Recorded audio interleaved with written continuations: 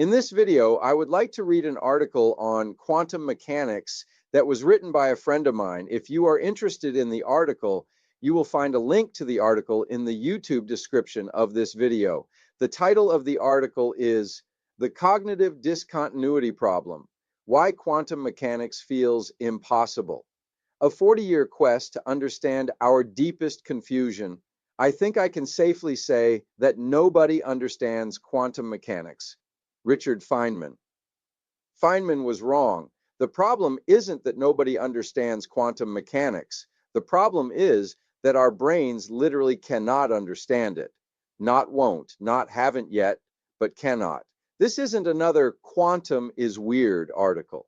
This is about a fundamental mismatch between how human minds evolved to think and how reality actually works. It's about why, after a century, the brightest minds still find quantum mechanics incomprehensible at a gut level. I've spent 40 years, from my psychology studies at Seoul National University to my retirement from teaching information systems, chasing this question across different disciplines. What I've discovered isn't just about physics, it's about the deepest limitation of human cognition, our inability to think beyond the classical world that shaped us. Welcome to the cognitive discontinuity problem, the universal struggle that started my journey, the chicken and the egg, my first glimpse. My fascination with cognitive limits began not with quantum mechanics, but with a children's riddle. Which came first, the chicken or the egg? This seemingly simple question has haunted me since my psychology studies at Seoul National University. What I sought was not the evolutionary answer to the question, it was why the question itself felt so deeply unsettling. The problem was infinite regress. Every cause needs a prior cause, every beginning needs something before it. Our minds demand starting points, but reality offers none. This same discomfort appeared when studying calculus. We define continuity using infinitely small numbers. But what are those? If we can name the smallest number, we can divide it in half, creating a smaller one. The concept collapses under its own logic. The pattern emerges. This cognitive wall appeared everywhere I looked. Russell's paradox, the set of all sets that don't contain themselves. A statement that devours its own meaning. Calculus foundations, infinitesimals that must exist but cannot be defined. My PhD dissertation, circular cause-effect chains and management decisions that trap human reasoning. Quantum measurement, what causes collapse, but then what causes that cause? The whole part paradox, parts define wholes which give meaning to parts. The reductionist's nightmare, every fundamental particle might contain infinite complexity. The emergence puzzle, how do wholes gain properties their parts lack? Each time brilliant minds hit the same barrier. Self-reference, infinite regress, concepts that loop back on themselves. My dissertation at Texas Tech, Design of Inexact Reasoning Systems for Managerial Problem Diagnoses, specifically addressed these reasoning loops. I discovered humans don't just struggle with these problems, we're cognitively incapable of resolving them. Then I encountered quantum mechanics where this limitation reaches its apex. 2. Beyond simple weirdness, the failure of time and expertise. Why quantum is different people often say quantum mechanics is just weird or you get used to it. But this misses the deeper pattern I'd been tracking for decades. Consider relativity, initially shocking, but now physicists have genuine intuitions about space-time. Evolution, counterintuitive at first, but we can visualize and feel the process. Thermodynamics, statistical mechanics became intuitive through visualization, but quantum mechanics? After 100 years, it remains fundamentally incomprehensible. Even Schrödinger himself recoiled at the implications, creating his famous cat paradox to mock the absurdity, a cat both alive and dead until observed. But his sarcasm revealed a deeper truth. The measurement problem is essentially a cosmic version of chicken or egg. What causes the cat's fate to be decided? Observation. But what constitutes observation? Any measurement. But who measures the measurer? Another observer? But aren't observers also quantum systems who should be in superposition until observed themselves? The infinite regress begins, observers observing observers observing observers, all the way up. Schrödinger meant to expose this as ridiculous. Instead, he perfectly captured why our minds, built to find first causes and final answers, collapse when faced with quantum reality's endless loops of self-reference. The Texas Tech revelation. My dissertation work at Texas Tech University had shown how circular reasoning creates systematic failures in management decisions.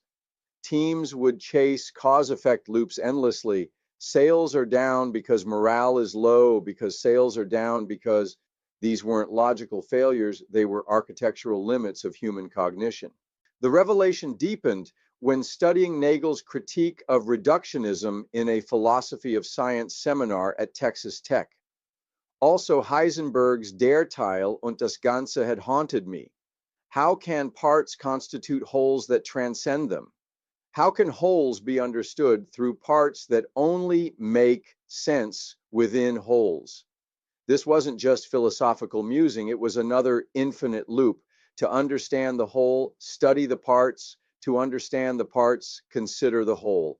Reductionism, I realized, was our cognitive attempt to break this circle by declaring these are the fundamental parts. But what if there are no fundamental parts? What if particles themselves are made of smaller things, infinitely down? Quantum mechanics, I realized, triggers the same cognitive breakdown. When we ask, what was the particle doing before measurement, we're asking a chicken or egg question. When we demand to know what causes collapse, we're seeking a first cause in a reality that may have none. When we search for elementary particles, we're seeking a foundation that may not exist. Introducing cognitive discontinuity, the core concept. Cognitive discontinuity is the structural mismatch between our evolved cognitive architecture and certain aspects of physical reality. It's not that quantum mechanics is too complex, it's that it requires modes of thinking our brains cannot execute. We humans need something that can transcend our brains, which are the product of 200,000 years of human evolution. Our cognitive architecture evolved with built-in assumptions. Linear causation. A causes B, not B causes A. Definite states, something is or isn't. Starting points, every story has a beginning. Non-self-referential logic, no loops allowed. Hierarchical organization, wholes contain parts. Fundamental levels, there's a bottom to reality, but quantum reality violates all of these. Measurement and measured are entangled in loops. Superposition defies binary states. No preferred beginning to quantum processes. Self-referential measurement paradoxes. Parts and wholes define each other. No fundamental level. Fields and excitations all the way down. Think of Russell's paradox. Our minds literally cannot process the set of all sets that don't contain themselves. We understand the words but cannot think the thought. Quantum mechanics is full of such cognitive impossibilities. Why this matters now? As we enter the quantum computing age, this isn't philosophical musing. We're building machines operating on principles that trigger our deepest cognitive failures. My attempt to pursue neuroscience studies for a PhD degree at age of around 63, rejected by all the universities I applied for, taught me that traditional academia isn't ready for this interdisciplinary challenge. But that rejection became liberation. Free from academic constraints, I could finally connect the dots I'd been collecting. The infinite regress problems from my Seoul National University days, the circular reasoning patterns from my MIS research, the self-reference paradoxes from Russell and Gödel, the measurement problem that is quantum mechanics' version of chicken or egg, the whole part dilemma from Heisenberg and Nagel, They're all manifestations of the same phenomenon, cognitive discontinuity, the four pillars of cognitive discontinuity. One, evolutionary mismatch, our linear causal brains. Our ancestors survived by tracking clear causal chains. Thunder follows lightning, injury follows threats, satisfaction follows eating.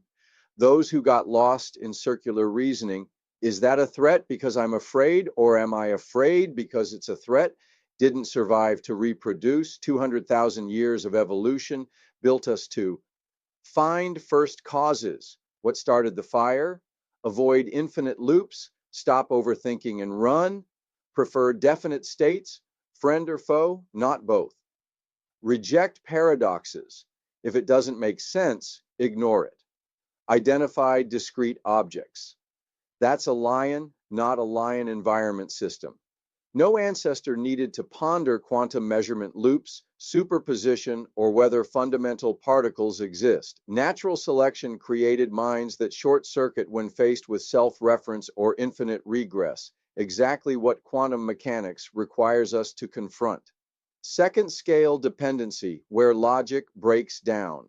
During my PhD studies, I noticed how human intuition fails at extreme scales, but it's not just size. It's where our logical architecture fails. Classical scale, clear causation, definite states, discrete objects, quantum scale, measurement loops, superposition, wave-particle duality, mathematical limits, infinitesimals, infinite sets, Gödel's incompleteness, logical extremes, self-reference, paradoxes, circular definitions.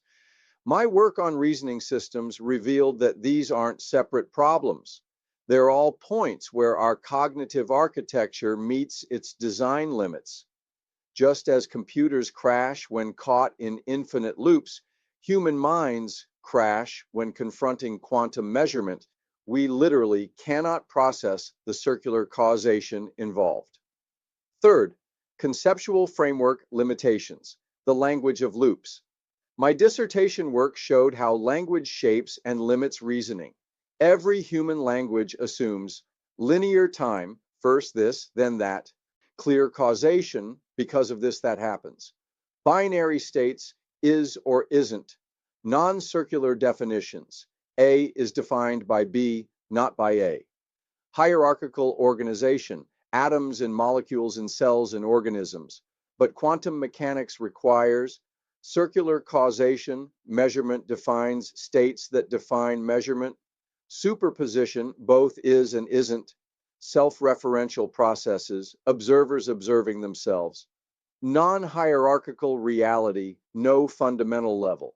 We write, the wave function collapses when measured, but this assumes when, a temporal concept that may not apply.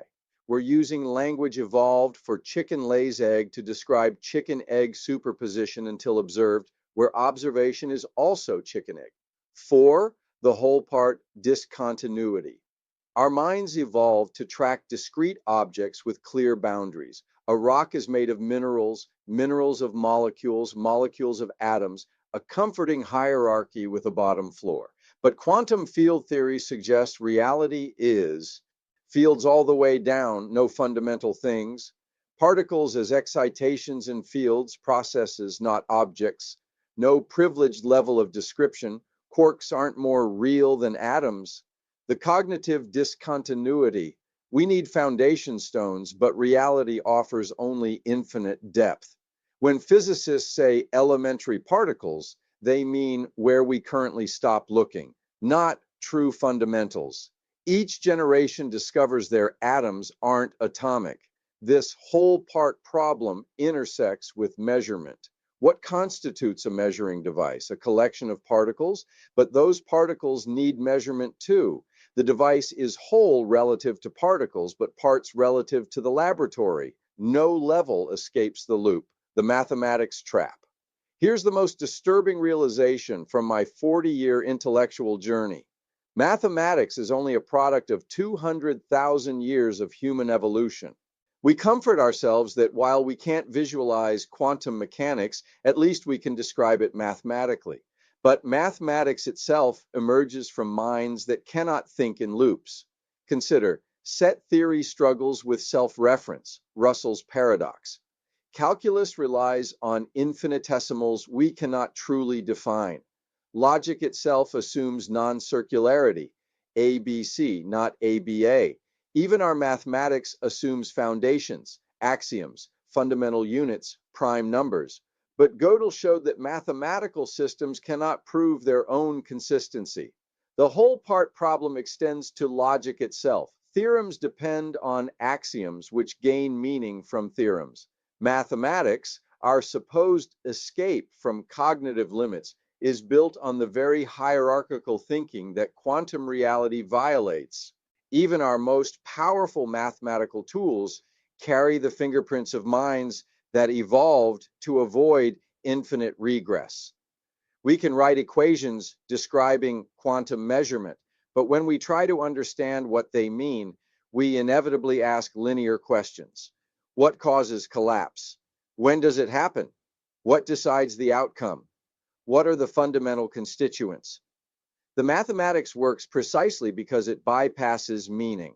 The moment we try to interpret the equations, our cognitive limitations reassert themselves, and we're back to asking quantum versions of which came first and what's at the bottom, V. Why this matters. The call for a new approach beyond shut up and calculate. The physics community's motto, shut up and calculate, is an admission of cognitive defeat.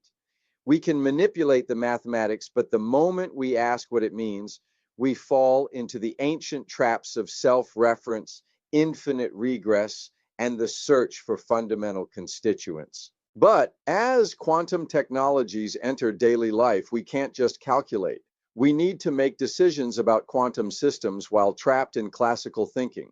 Imagine programming quantum computers while misunderstanding what they do, making ethical choices about technologies we cannot comprehend, teaching the next generation using analogies that mislead, building AI systems based on reductionist assumptions that may be false. My career designing systems to detect reasoning fallacies taught me that recognizing our limits is the first step to transcending them. The path forward. My retirement hasn't ended my quest. It's freed me to pursue connections across disciplines. Cognitive discontinuity theory offers a framework for understanding why we've been stuck for a century.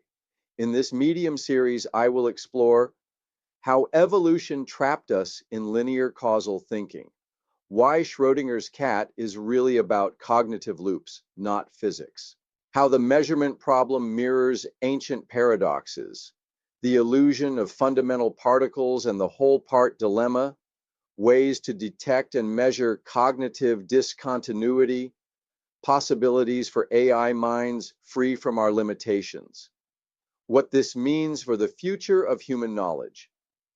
Each article builds toward a new understanding. The problem isn't quantum mechanics, it's the architecture of minds that cannot think in loops, cannot process self-reference, cannot escape the demand for first causes and fundamental particles in a reality that may have neither. Conclusion: an invitation to fellow travelers. After 4 decades tracking infinite regress from Russell's paradox through management decisions to quantum measurement, from Heisenberg's whole part problem to the search for fundamental particles, I'm convinced that understanding cognitive discontinuity is crucial for humanity's next phase. We're building quantum technologies with minds that crash when faced with loops and seek foundations where none exist, a recipe for confusion at best, catastrophe at worst. The stakes are rising as we build quantum computers, develop quantum encryption, and edge toward artificial general intelligence, all while using minds that cannot truly grasp the principles involved. But recognizing our limitations is the first step to transcending them. I invite you to join this exploration. Whether you're a physicist frustrated by measurement paradoxes, a philosopher grappling with self-reference and reductionism, a computer scientist dealing with recursive systems, or someone who's wondered why quantum mechanics feels impossible, this journey is for you. The next article will dive deep into the evolutionary roots of our linear thinking. We'll explore why your brain panics at paradoxes and desperately seeks fundamental particles that may not exist. Because sometimes the most profound insights come not from solving problems, but from understanding why certain problems make our minds shut down entirely. What paradoxes, circular reasoning problems, or searches for fundamental explanations have you encountered in your field? How did they feel cognitively? Share your experiences below. Author, note, this series on cognitive discontinuity theory represents 40 years of tracking a single thread, from Russell's paradox through circular reasoning in management to quantum measurement problems and the whole part dilemma. Follow for monthly or so explorations of minds that evolve to avoid the very patterns reality requires us to understand. Thank you for listening to this article. Please look in the YouTube description of this video to find the link to the article.